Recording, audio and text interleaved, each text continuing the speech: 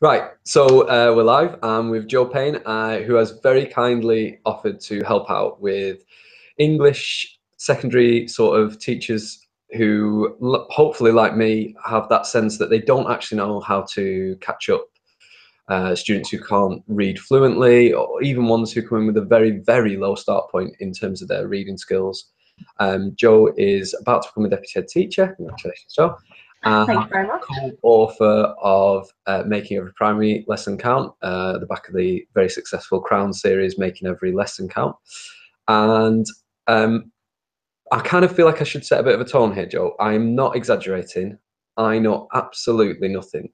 My effort to improve students reading their actual, reading of the actual letters and the sounds is probably like most parents in the 70s, 80s, 90s, whenever people were born. It's basically just sort of, here's the words, sound them out, and that's it. Breaking words down to sounds probably badly, I think. So kind of, could we just start off first of all maybe with what some of the difficulties are with students reading? Because I feel that increasingly I'm getting more students in year 7 and 8 who have sort of one syllable type reading. They struggle with anything more than one syllable. Okay, so it's a really interesting one, reading, to start with, because there are sort of two main parts of reading that we talk about. The part you've just mentioned is this, we call it decoding. So it is the decoding of the words, being able to say it aloud. And I can speak a little bit of Spanish, and Spanish is really easy to decode. You read all the sounds, and there are a few rules, 3 or 4 extra rules, and you're pretty much there. And I've said this to my class when I'm teaching them Spanish in year 5 and in year 4 when I taught them, that if I taught them those rules, and I have to taught them those rules, they could read a whole book aloud in Spanish. They could decode it, but they wouldn't have a clue what they were saying. So the other side is the comprehension, the understanding of the words.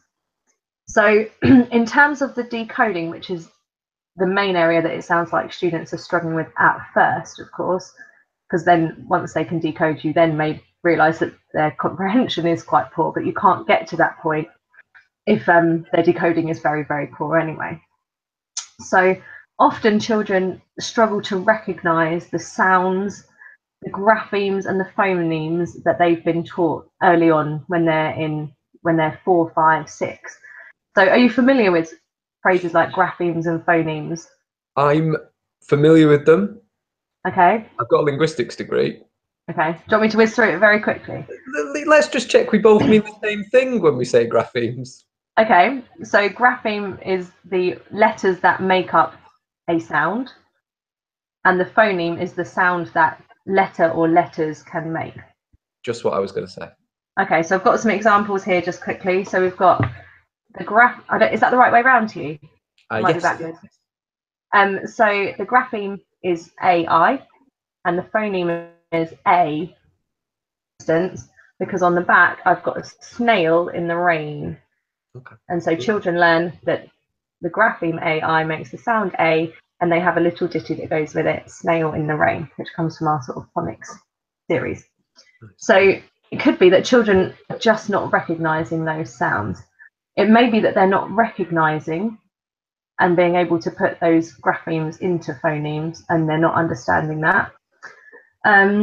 Often children recognise the letters, but they make the wrong sound with those letters. So, for example, here's a good example, actually. I got this one out because this is one of my favourites.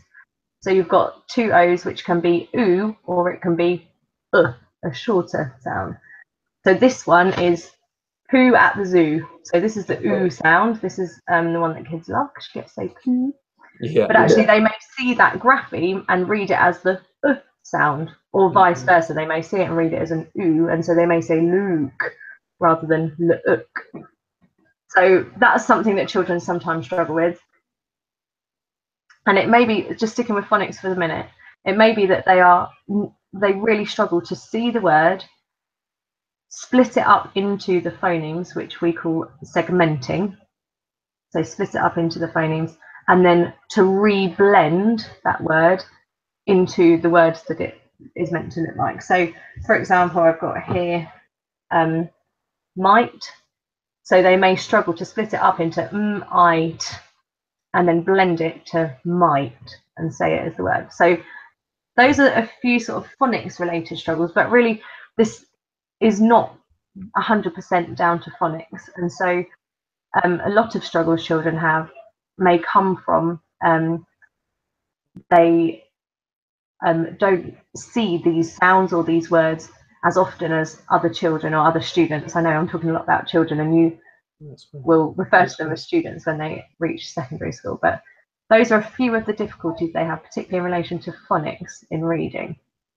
Are there any others that you have come across? Yeah, so what I'm sort of finding most frequently is students who kind of, they can maybe break down the sounds, but it's so sort of painfully slow that they've almost lost any sense of meaning. So they're often coming in at that stage. Not often, actually. This is a few students that A few, yeah. I just, none of us want to leave behind. Absolutely. But the issue there is kind of that they just can't keep up because of that. So when I'm kind of teaching a standard lesson, I know that this student over here is going to be way behind before we've even really got started, and I'm not sure how to solve that problem from the get-go. So you know, I'm kind of going over and going, break the word up, put your finger over this bit, put what's the sound. But if they don't know the sound, I'm out. I'm basically, Yeah. oh. So I had, in knowing that this was going to happen, that we were going to talk about this, I've spoken to my future colleague Ben King and my current colleague Debbie Daisley, and Debbie is our Senko. So I went and spoke to her because she's a really good person to talk to about the struggles that pupils have with reading, because she is supporting staff members in supporting these children day in, day out with lots of different strategies. And she said to me, actually, if a child is struggling to read, phonics is a good start. And she suggested if the child's older, so year 5 or 6 or in secondary school, try phonics for a month, give them a sort of month input.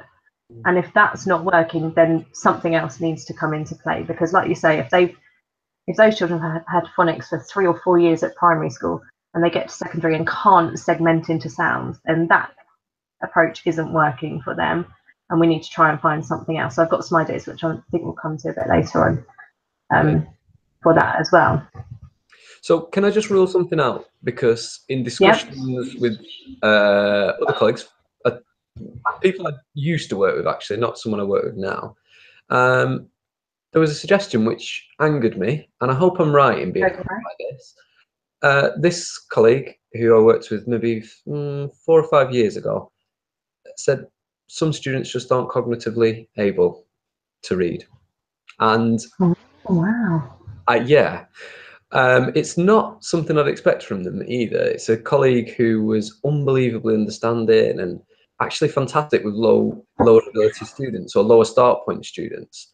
But some people just don't. I mean, I was shocked and angered. I find that astounding, I would say, particularly because in my experience, even when we've had children who have joined the school very late, or who have joined the school and their start in life has meant that reading was not a priority, you know, safety, you know, survival was the priority. Yeah.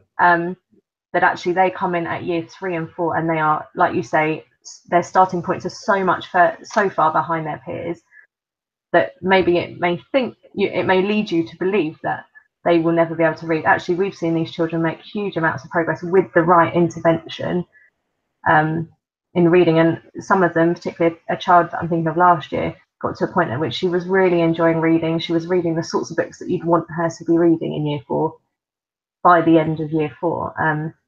And it did take some, you know, extra help. This can't be done really in class time if pupils are so far behind their peers. It takes that extra time, but it's so worth it if it gets to that point. And in discussions with Ben, he's talked about the fact that actually there are two sides to it, and to some extent, if a child finds a love of reading, they will find that want to learn to read, and it gives it a purpose. Actually, this is a book I want to read, and so I need to learn how to read. But also, to some extent, if we can teach children how to read, especially these kids, you know, they've really struggled for a long time, and Debbie mentioned that it's just so difficult for these kids. It's a, you know, imagine that being, imagine the shame there that the rest of your class can read and you can't. And she talked about it being, you know, the most exclusive club in the world. These people can read, but you can't. Actually, if we give them the power to read, that success will lead them to then enjoy reading eventually. Exactly. And so it's sort of two things at play there. Yeah, the confident success thing. I mean, just to give this colleague, ex-colleague, a little bit of kind of context. They're working at a school, an inner city school, that's in special measures. That I won't be naming the school or the former colleague, so it's fine.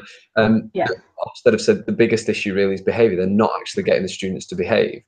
I think it's his statements coming from a place of frustration. I think it's very out of character and very much the opposite of how they perform in the classroom. So just to give that person a bit of context, but no, that's good. But yeah, so I can understand the frustration and why it might lead you to kind of think things like that. But I think absolutely that's been my experience, that students can completely surprise you. I mean, I had one 2 years ago, a year ago, who just all of a sudden, through lots and lots of repetition, with a particular strategy, did make some really good progress in reading. Kind of not led by me, actually, led by a colleague who works in this area. I haven't asked them if I can name drop them, but they did a fantastic job with this student. So what are some of those strategies that you've kind of gathered, that you've used, and that other people have suggested to you? Because I think actually that would be really useful for English teachers, certainly in the secondary, early part of secondary. Absolutely. So these strategies, are beyond phonics. So if a phonics intervention has not worked, where do we go with that? Where do we go with this?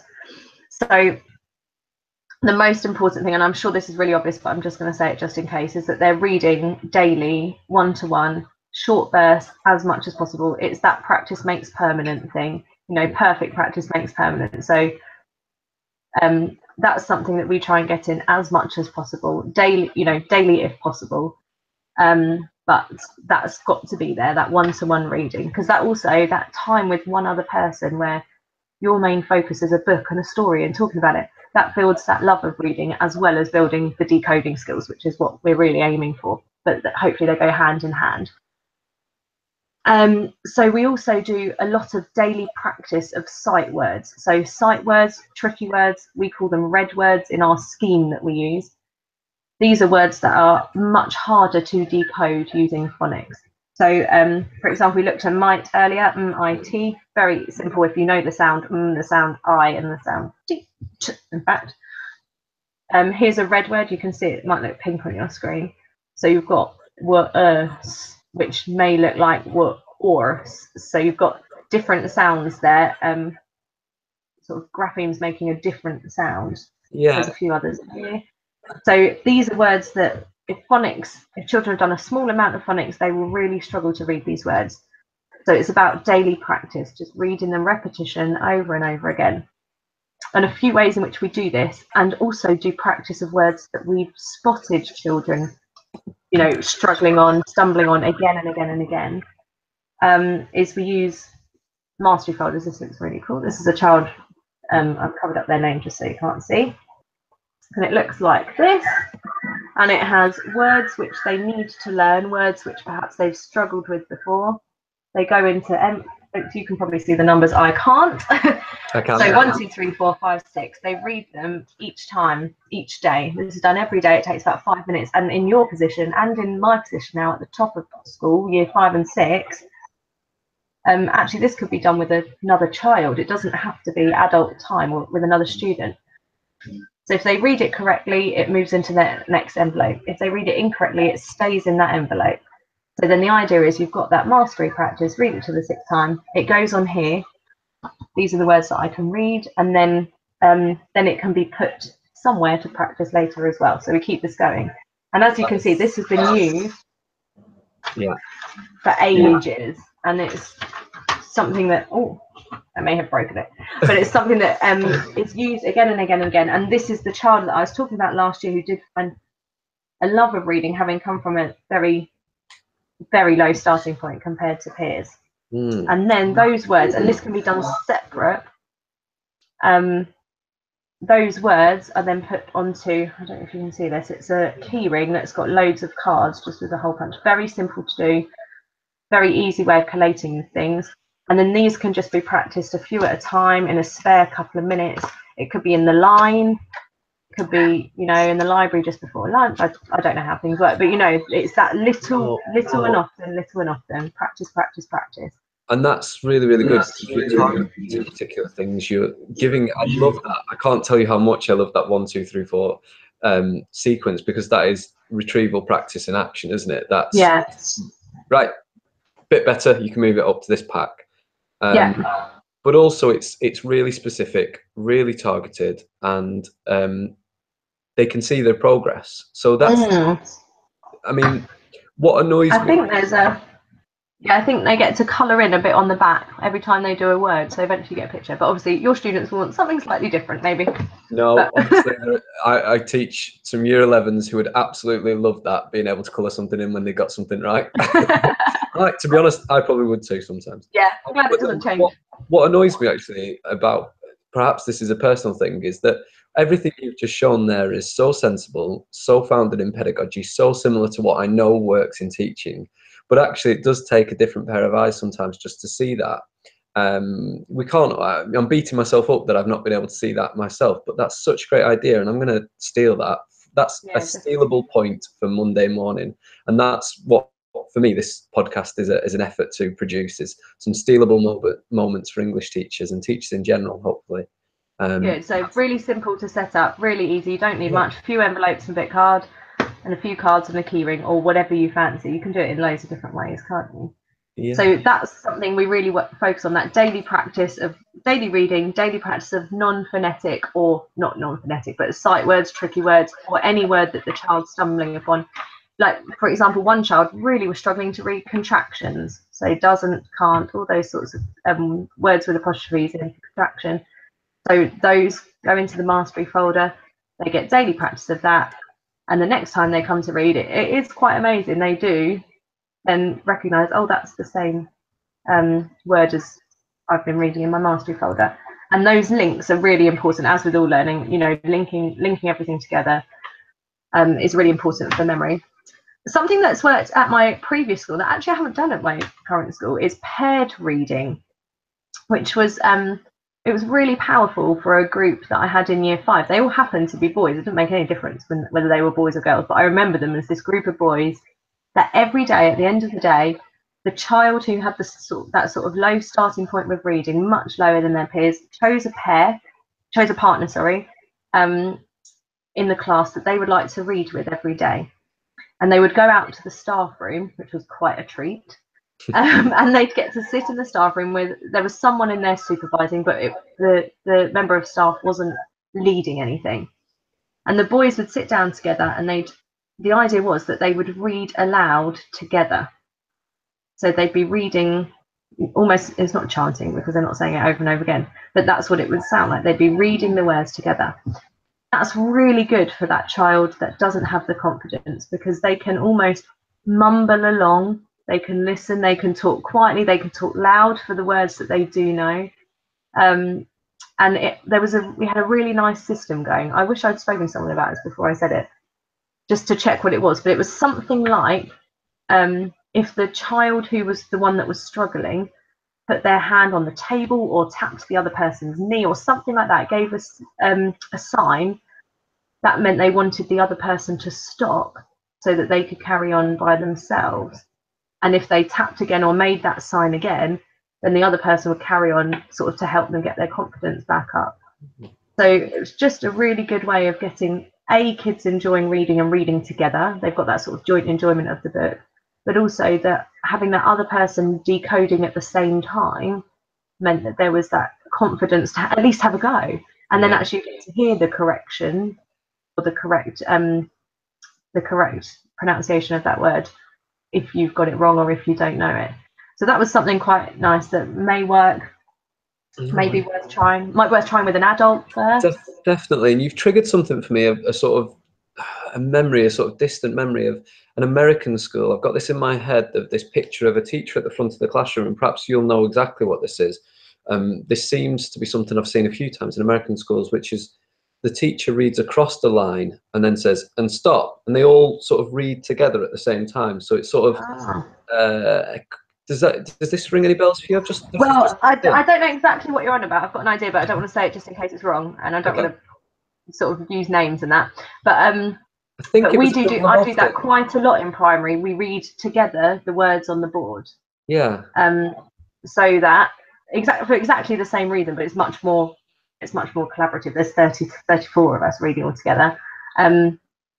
Yeah, we read it so that those kids that struggle to read it, actually they get to hear it even if they don't know it. And mostly it gives them a chance to have a go. They know that their voice isn't going to be heard amongst all the sort of din of the 33 of them, but they can have a go there as well.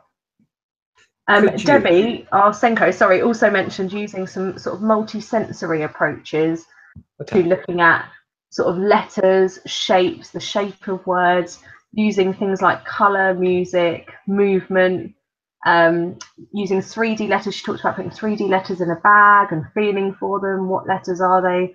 What word could it make? So that's sort of bringing the senses into it as well. It's quite useful for spelling, but might be worth thinking about for reading as well. I thought I'd mention that. Could you have a stab in the dark at what you think it might be? Because I think it's probably in my head. I can even picture the book that they're reading, but I can't picture. Got it. It's not Doug Lamont, Teach Like a Champion. I feel he's like got loads of DVDs. It's America, it's New York, Brooklyn, lots of stuff. Yeah. I feel like there's even a system of books that they read, and it's very much sort of one I've got student. the book up here actually, but I'm not going to flick through it now because there's loads of stuff in it. Anyway, I'll have a look afterwards. I'll let you know. That's kind of, I'm going to look into that because that might be a useful little avenue. I might have a flick through while you keep talking. Yeah. So I did warn you that this would happen, but so I'm going to slightly drift off piece from some of the questions for a second. As we've been talking, I've written down here the word Gotti, Ghoti, which is I can't remember who originated this idea, but the fact that sort of English is a very difficult language to learn, to read and to spell. So the idea that Gotti is a child's misunderstanding of how to spell the word fish. So the GH sound is F, O from women, and TI from motion. So fish. Yeah. I'm kind of reminding myself just how difficult this is to read, and I think that's probably worth mentioning, because actually we're forgetting, well, certainly I'm forgetting, it doesn't sound like you're forgetting, how difficult this is as a skill for students to learn. And I kind of wanted to eventually touch on this idea of root words and cognates, and I didn't want to sort of cut you short of any strategies that you'd kind of zoomed in on, but I want us to kind of venture towards that in a second, if that's okay. So were there any other strategies that you were going to mention? I'm conscious that we've drifted off slightly, but yeah, I'll just show you a couple of things. Ben reminded me of this, a bit like some of the things that I've said to you have reminded you of things. He said to me, "Oh, we use these totem and talisman books," and I thought, "Oh yeah, of course we've used those as well, and they're brilliant." So this is a series of books that is designed exactly for what we're discussing here, and particularly with older students. So it's not necessarily your age group, but children that have missed the boat in terms of reading in years when they are 4, 5, and 6. It's those children that have got to 8, 9, 10 and struggle. These books are they're really sort of great stories. They've got sort of great storylines, but they're written to make it easier to read and repeat, to understand. So you've got the sort of comprehension there. Ben talks about in his school, which is where I'm going to be in January, they do a lot of repetition. So they read this again and again and again, so that they're, again, we've talked about it before, so they're practicing the reading of those, the decoding of those words again and again and again, and it builds in the comprehension skills as well, because yeah, they go hand in hand absolutely for comprehension. And on the back, it's really good. So if you can see here, it tells you what this book contains. So this one says the target phoneme in this book that I'm holding here is air. It includes the spellings ARE, AIR, EAR, EIE, and EIR. So you've got a target phoneme, lots of different spellings. This one, I don't know if you saw it, it said this book includes words at CBC, consonant, vowel, consonant, and CBCC level. So this one's an easier book than this one. But that's sort of just a quick note on the back for the teachers. Really good sort of series of books. There was actually one more that I saw down there, but I only grabbed those ones for now. No, that's great. So, you know, picking things that target in particular problems is something that we can definitely use. I mean, I've just been trying to develop for a slightly older student who struggles with more complicated words, some stories, some 200-word stories he can read at the start of a lesson to practice. Actually, it took me ages to find those. If I could just get those and convince him that they're appropriate for his age, then actually I'm away. So that's great. That independent, actually, they can do them independently. Once they've gone through it a couple of times. Yeah, definitely. So I'm thinking about this idea about roots and cognate words. You know, often the words have the same root and the meaning travels across, and then you can piece together. I know that's a way that certainly when I'm encountering new sort of academic words or complicated words or just new words to me in general, I'm often trying to piece together, well, that looks Greek and it kind of reminds me of this word here. Is there anything to be said for that? Is that something that you would consider using in the later years? What are your thoughts around? I would say we definitely use the idea of having, you know, root words, cognates to some extent, but really root words and prefixes and suffixes are really quite heavy in the Key Stage 2 curriculum. So it's specified in the spelling curriculum, but naturally that means we're teaching it in reading lessons. So the books we're reading at the moment, when we come across words that have a prefix or a suffix, we talk about what's the root word, what does that mean, how has the prefix changed the meaning of that, has it taken it from a verb to an adjective, or has it taken it from a noun to a verb, or what has it done to change the meaning. So we do a lot of work on that at the moment, taking it back to the root word, what does that mean, so therefore what does the new word mean. The difficulty comes, of course, when a child struggles to either identify the root word or read the root word in the first place, but definitely that's a really important place to start. And if you're doing that in reading, then that will help them when they're doing spelling. Those two things go hand in hand, of course, as well. So yeah, I think that's really important to look at, especially.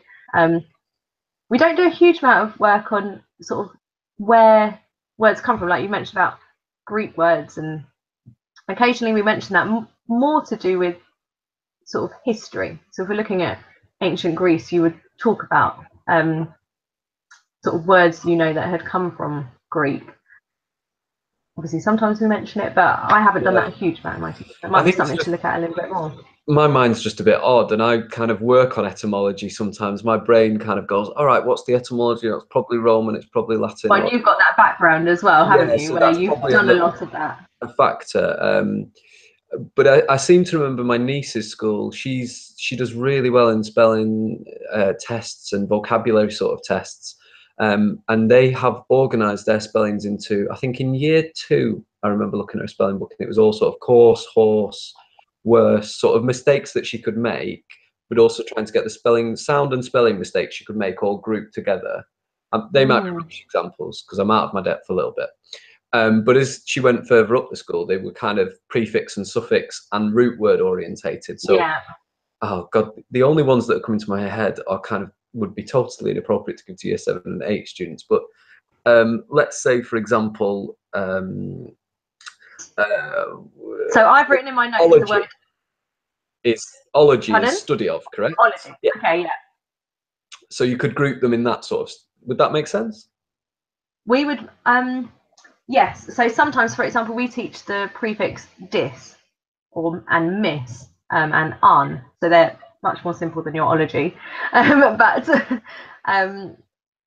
So we would have, I guess we'd sort them in 2 ways. You either sort them like that, and so you have words like undo, unkind, unnecessary, you know, in differing difficulties, or you have or you group them looking at the root word. And now that I'm teaching in year 5, and those children in year 3 and 4 have done a lot of work on prefixes and suffixes, actually I talk more about the root word, and then all the words in that word family we refer to. So you've got the word attract, so you've got attractive, unattractive, attracting, attraction. You've got all these things, and actually talking about, well, how does attraction link to attract? And actually attraction has a few different meanings in itself, so what does that mean?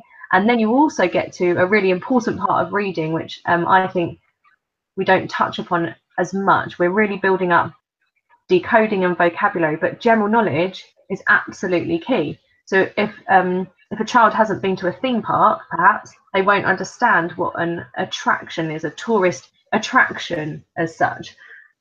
So you then have to build their general knowledge at the same time as their decoding ability and their understanding of words. So those three particularly all link together.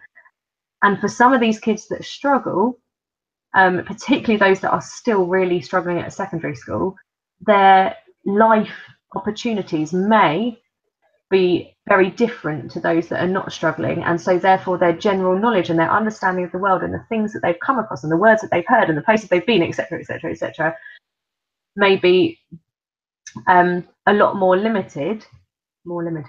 Anyway, so that so that will mean that they are struggling even further, because the words that someone else may recognize and go, oh, that says tourism or leisure, they would look at that and go, well, I've never even heard a word that is even close to that.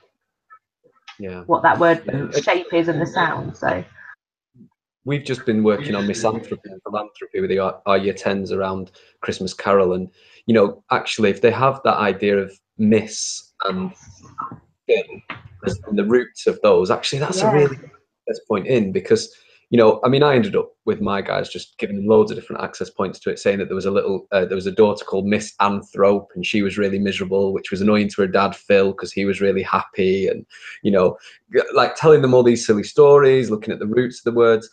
Hey, you've read Making Every Lesson Count, haven't you? Explanation. Yeah, so looking at loads of different routes into it, but actually if they'd already had that word in, they'd already be going, miss, well, it's going to be roughly around this. So that's really useful, actually, because we perhaps forget to carry on some of the good work that's been happening at the end of Key Stage 2 or the beginning of Key Stage 2 in English. Now we're kind of coming towards the sort of the end of the time when we kind of said we'd wrap it up. Okay, I'm just scanning my notes to see if there's anything else that I need to put you on the spot. I think, what if you were going to send an English teacher away with one tip, one thing that you thought they could do, the Monday morning thing that's going to help that student? And it's a cruel question to ask because there's never going to be one thing, but what would be the one thing you would suggest? And maybe it's something we haven't mentioned. That is a tricky one, especially to come up with one thing. I would say probably the most important thing to say is not for English teachers. It's for all the teachers of all the other subjects of that child, is actually that they need to be able to access that subject and that lesson and that objective. But the teacher needs to try and enable the reading to not be a barrier to that child's learning. So those other teachers need to think about how can, if I'm a history teacher and there's a source that a child needs to look at, actually, how can I make that source more accessible to a child? And I know we've chatted briefly about before on Twitter about technology, but it may be that there's some technology that you could use. I'm not entirely familiar about the types of technology, but it could be looked into. Is there a type of technology that child could have that would enable them to read the source? Could the teacher have read it aloud and that child listens to headphones and encounters the source, still with it in front of them in the words, but with someone reading it out loud to them? Basically, I'm saying to all those other secondary teachers, don't let there be barriers to this child's learning just because they are struggling to read. Obviously, the school, the English department particularly, will be doing everything they can about that child's reading, but they still need to make progress and be successful in those other subjects, because we've got children, and I particularly think about one child who is so good at science and maths and DT, and if if I taught him in exactly, and if I expected the same outcomes, written outcomes, for example, and the same amount of reading from him as the other children in the class, I wouldn't know how good he is at it. So it's about making sure that those children, you get to see their full potential, and that requires maybe a different kind of access to the lesson. So that would be one thing that I'd really say, but I know that's not really what you're after. That's for the other English. That's for the other teachers. Actually, you've said something that is really useful, and that I do think is a tip. And at the risk of sounding like a sort of businessman in 2003, synergy is what you're talking about. Actually collaborating, getting together. We're all going to have this one strategy with this one student. What are the current problems you've noticed? What are the current problems that we've noticed in English music? Blah, blah, blah, blah, blah.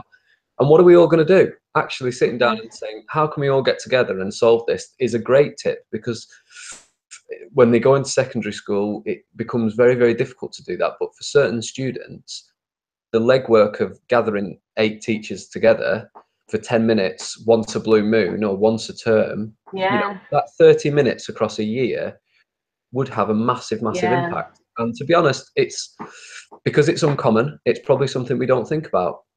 And also talk to the parents and talk to the student. Our kids are a lot younger than yours, and Debbie is really good at talking to them and saying, what do you think will help you in your learning? What would you like? Obviously we can't do chocolate bars every lesson, but what would you like in your learning to help you? And often, if the kids are in the right frame of mind that day, they'll come up with some really decent ideas that you haven't thought about yourself and that you wouldn't know if you hadn't have asked. Thank you, John. So I think that's great, and that's given me lots of those Monday morning things that I've spoken about. The one thing you can wake up on Monday and say, today I'm going to action that. You've talked a lot about retrieval, about targeting specific words that they're finding difficult. You've spoken about being repetitive with these things, and that practice makes permanent, a phrase I absolutely love, and I think is just true of anything. I stumbled across a phrase recently that there are no extraordinary people, there are only extraordinary habits. I love that idea. I think that's absolutely true.